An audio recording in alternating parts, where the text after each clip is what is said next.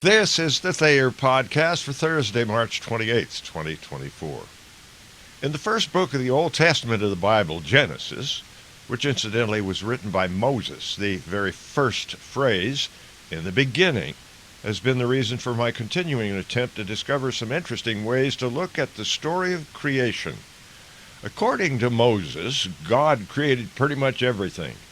And over the last 7 episodes of this presentation, we've seen God do a lot of really cool stuff, including creating a living soul.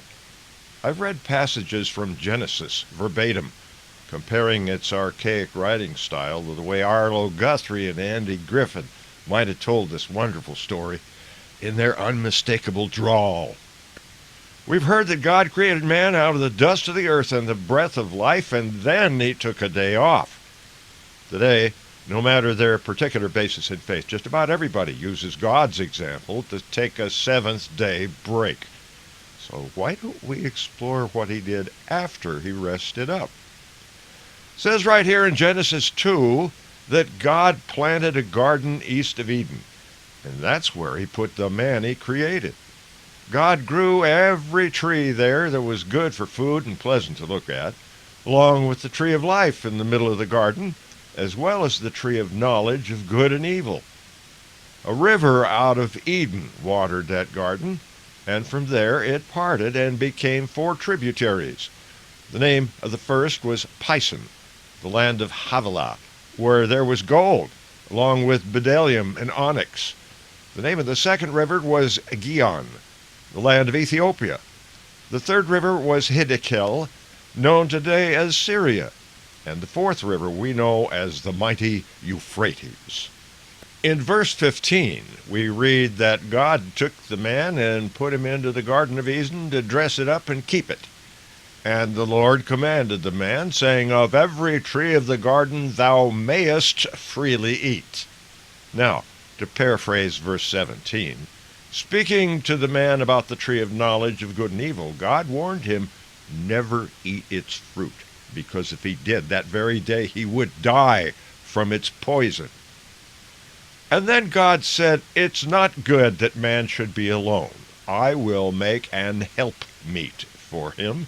For those of you who understand Andy Griffith, God was talking about somebody to help his newly created lonely soul that he decided to call Adam. And out of the ground God formed every beast of the field and every fowl of the air, and brought them to Adam to see what he would call them. Whatever Adam called every living creature, that was what it was. And as Arlo Guthrie would repeat, Adam gave names to all cattle, and to the fowl of the air, and every beast of the field. Meanwhile, for Adam there was no help to be found.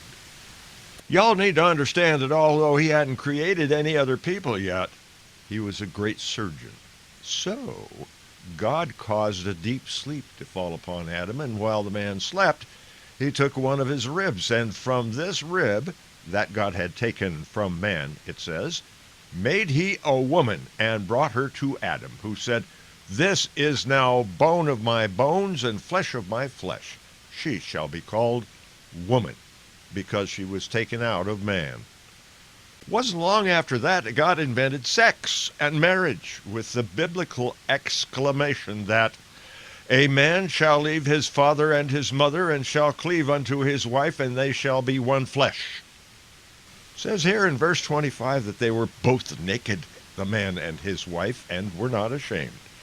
Tell you what, we'll take this up next time.